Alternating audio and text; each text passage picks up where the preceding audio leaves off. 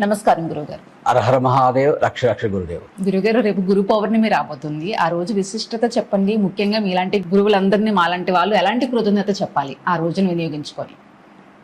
చాలా సంతోషం అమ్మా. ఈ గురు పౌర్ణమి విషయం తప్పనిసరిగా అందరికీ తెలియాలి. అవును గురుగారు. ఎందుకంటే గురు పౌర్ణమి సామాన్యమైనది కాదు.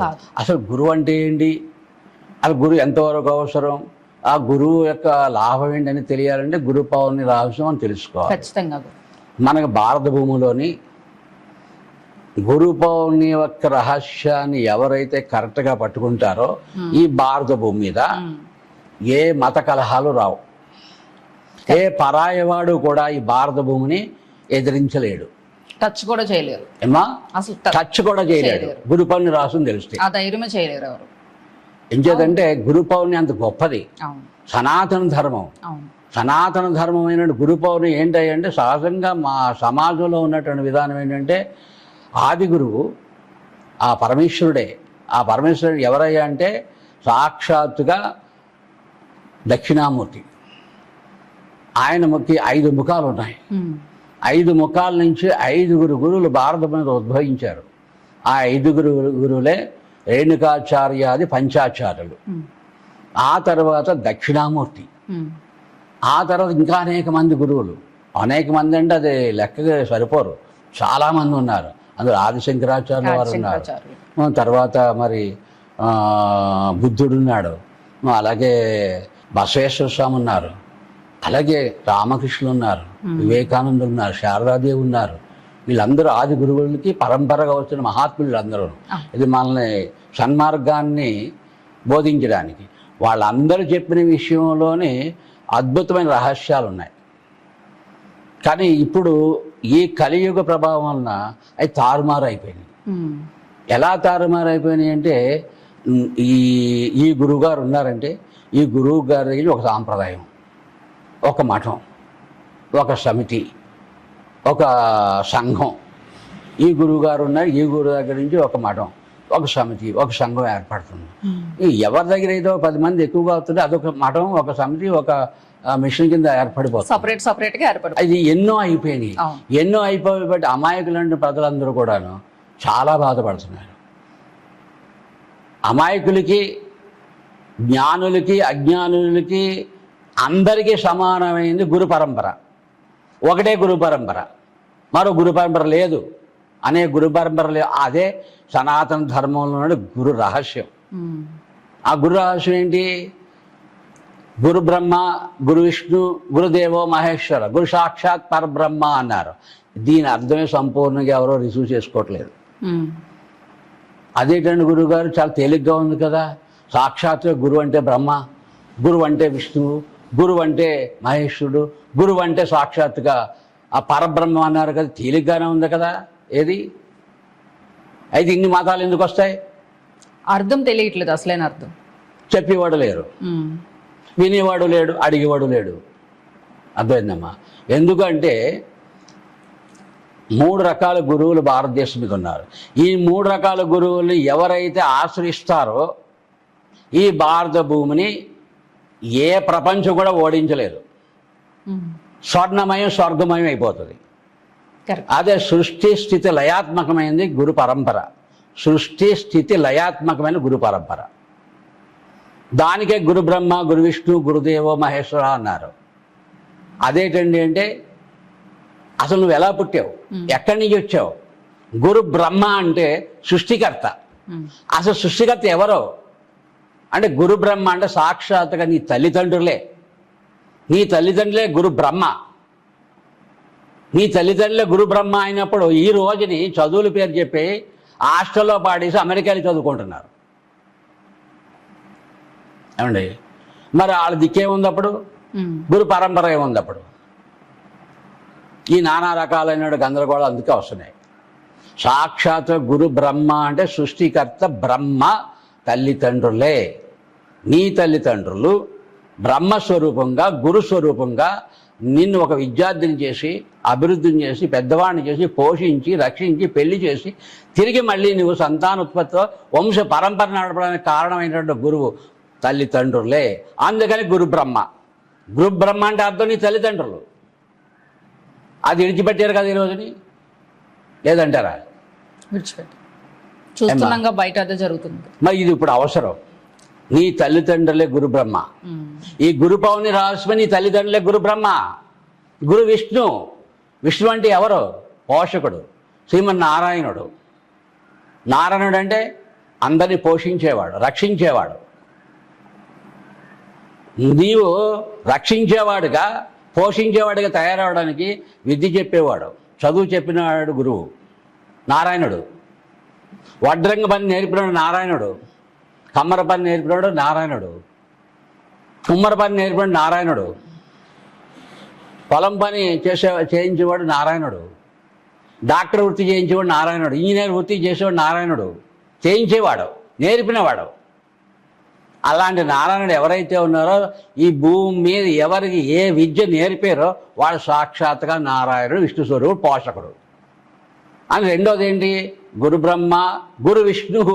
గురు విష్ణు అంటే నీకు స్వయం కృషిగా నీ కాళ్ళ మీద నిలబడి 10 మందికి పెడుతూ నువ్వు తింటూ నీ కుటుంబాన్ని రక్షించుకోవడానికి ఆధారం చేసిన గురువు ఎవరైతే ఉన్నారో అతనే విష్ణువు. నీకు ఏ విద్య అయితే నేర్పాడో అతనే విష్ణువు. ఆ విష్ణువుని విడిచిపెట్టావు. నువ్వు చదువుకున్నప్పుడు విడిచిపెట్టేశావు, విద్య నేర్పినప్పుడు విడిచిపెట్టేశావు. అడ్రస్ లేదు, వాళ్ళ కృతజ్ఞత లేదు, థ్యాంక్స్ లేదు. నీ బతుకులు నువ్వు బతుకుతున్నావు. ఆడ విష్ణువు నిన్ను ఎలా అనుగ్రహిస్తాడు? రెండోది, విష్ణువు సాక్షాత్గా నీకు విద్య నేర్పిన వాడే.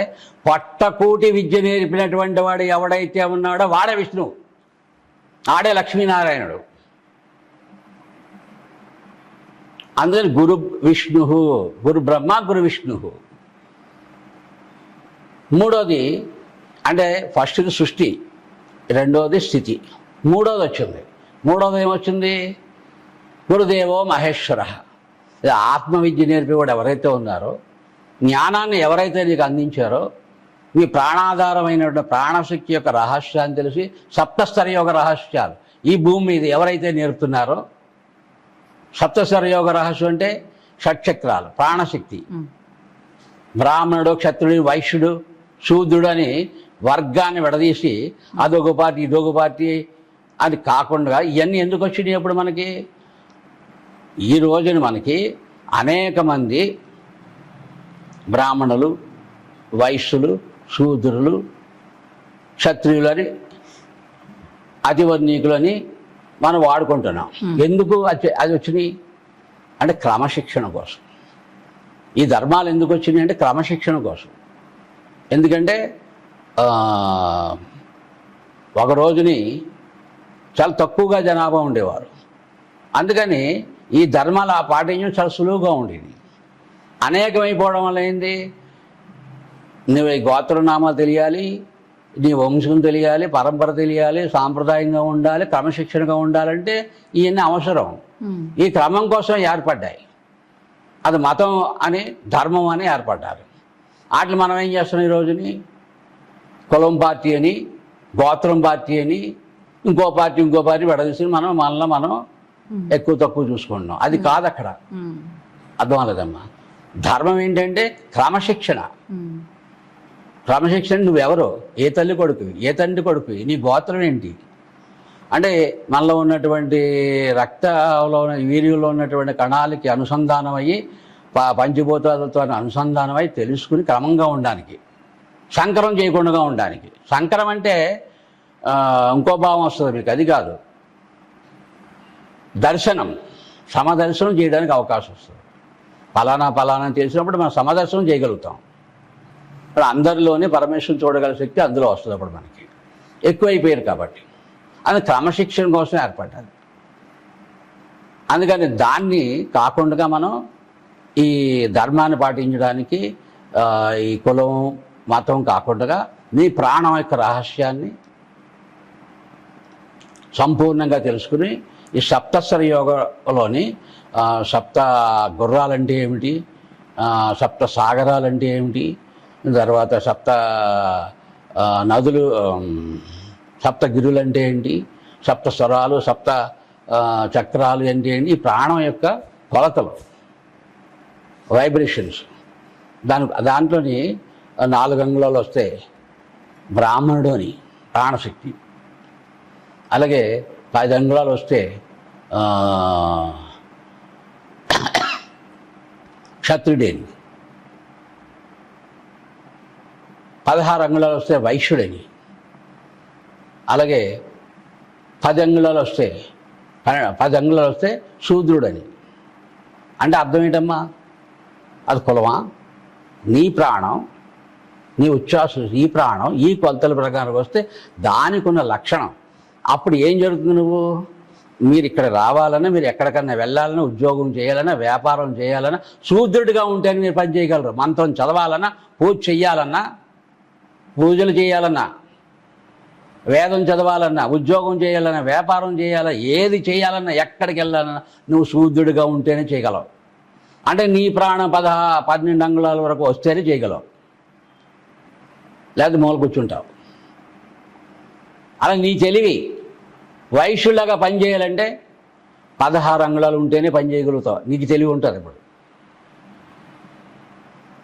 10 అంగుళాలు ఉంటే బలంగా ఉండి పరిపాలన శక్తి నీలో ఉంటుంది.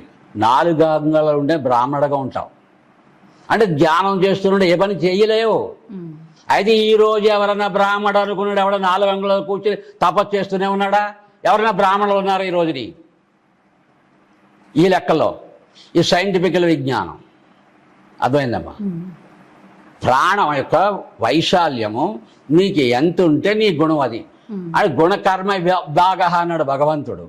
నీ గుణాన్ని బట్టే, నీ ప్రాణాన్ని బట్టే నీకు ఈ వర్ణము అని ఆయన మహానుభావుడు గురువు చెప్పాడు కదా. అవునా? అంతేగాని నా కాళ్ళల్లోంచి వచ్చారు మీరు, మీరు నా కాళ్ళ కిందే ఉండండి. నా తొడల్లోంచి వచ్చారు మీరు, ఇంకా అదుమండి. మా భుజాల్లోంచి వచ్చారు మీరు, నేను చెప్పినట్టు చేయండి. నా నెత్తి నుంచి వచ్చారండి, అందుకని మేమే పెద్దవాళ్ళని ఇక్కడ ఎక్కడ లేవు. ఎవరు కోపడద్దు.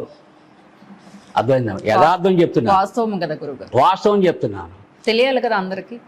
నీవు నీ ప్రాణాన్ని సద్గురులు పరంపరగా వస్తున్నటువంటి ఈ విద్యని, ఆత్మ విద్యని, ప్రాణ విద్యని నేర్చుకుని నువ్వు గొప్పవాడిగా, బ్రాహ్మణుడు కావాలంటే బ్రాహ్మణవు, క్షత్రుడు కావాలంటే క్షత్రుడు అవ్వు, నీ చేతుల మీద ఉంది. వైశ్యుడు కావాలి, వైశ్యుడు కావు, నీ చేతుల మీద ఉంది. శూద్రుడిగా ఉండాలంటే ఒక సూర్యుడిగా ఉంటుంది, ఈ చేతుల మీద. అంటే పని చేయాలి, కష్టపడాలి కదా. టైప్ చేయాలి, ఏదో అది చేయాలి, ఇది చేయాలి, ఉన్నాయి కదా. అప్పుడు బలం లేకుండా నువ్వు తిరగకుండా ఏం చేయగలుగుతావు? ప్రాణం లేకుండా గాను. అర్థమైందమ్మా. ఇది ప్రాణ రహస్య విజ్ఞానం. మన శక్తి, మన బుద్ధి, మన జ్ఞానం, మన జ్ఞానం అంతే. తద్వారానే మనం ఏదైనా సాధించగలుగుతాం. అందుకని ఈ గురు పౌర్ణమిలో మనకి బ్రహ్మ విష్ణు మహేశ్వరులు అని ఎవరు అని మీరు తెలుసుకుని ఈ ప్రాణ సాధన పట్టుకుంటే ఈ భూమండలం అంతా కూడా ఎక్కడ కావాలంటే అక్కడ పడతారు. ఏది చేయాలంటే చేయగలుగుతారు. 3 పువ్వులు 6 కాయలుగా స్వర్గమై చేయగలుగుతారు భూమండలాన్ని. ఇది సత్యం, ఇది శివశాసనము, శివుడు పార్వతి చెప్పినటువంటి రహస్య విజ్ఞానం అమ్మ.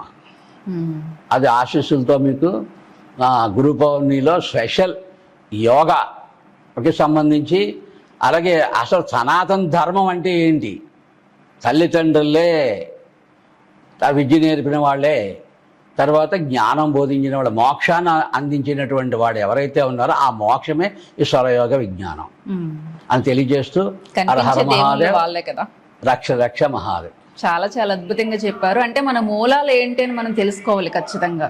మన మూలాలు ఎక్కడ ఉంటాయి? సినిమా కథలు, పురాణ కథలు వినడానికి ఇంపుగా ఉంటాయి. అవును గురువు. అవి మేము చెప్పలేము, చెప్పేవాళ్ళు చాలామంది ఉన్నారు, వినేవాళ్ళు చాలామంది ఉన్నారు, దాని సదుపాయాలు కూడా చాలా ఉన్నాయి, అలా వినొచ్చును. కానీ ఈ జ్ఞానం గురువు దగ్గర, సనాతన ధర్మం దగ్గర అవి ఉండవు. ఇక్కడ జనం ఉండరు, ధనం ఉండదు. అర్థమైందమ్మా. భగవంతుడే ఉండి తీరుతాడు. అంతే. భగవంతుడు జ్ఞానం మాకు జీవితంలో మేము ఎలా ఎదుగుదల కావడానికి కావాల్సిన సహాయం, సేవలు అందించగలుగుతాం. మమ్మల్ని వాడుకోండి, మమ్మల్ని ఉన్నాయి మాకు సేవా భాగ్యాన్ని అనుగ్రహించండి. ఇప్పుడు చెప్పింది కదా చాలా ఇన్స్పైరింగ్ గా ఉంది గురుగారు. నిజంగా ప్రతి ఒక్కరికి తెలియాలి, అసలు మన మూలాలు తెలియాలి, అసలు మనం ఏంటి తెలియాలి. మీలాంటి గురువుల ద్వారానే అదంతా తెలుస్తుంది మాలాంటి వాళ్ళు. అంటే ఎంతో మంది మహాత్ములు ఉన్నారమ్మా భారతదేశంలోని. ఇలాంటి గురు పరంపర రహస్యం చెప్పేవాళ్ళు ఒక వ్యక్తిని అనుసరించి 7 ఉంటారట. ఏడుగురు ఉంటారట. ఒకే మనిషిలాగా నేను ఎలాగున్నానో అలాగే భారతదేశం మొత్తం మీద ఎక్కడైతే 7 ఉంటారట. వాళ్ళ నోటప్పుడు ఇదే మాటలు వస్తుంటాయి, వేరే మాట వాళ్ళ దగ్గర నుంచి. ఇక్కడ ఏం పలుకుతే ఆ 7 మిగతా 6 దగ్గర అయ్యే వస్తాయి. ఈ 7 దగ్గర నుంచి ఏమైతే వచ్చిందో భారతదేశం అదే నడుస్తారు, నడిచి తీరాలి.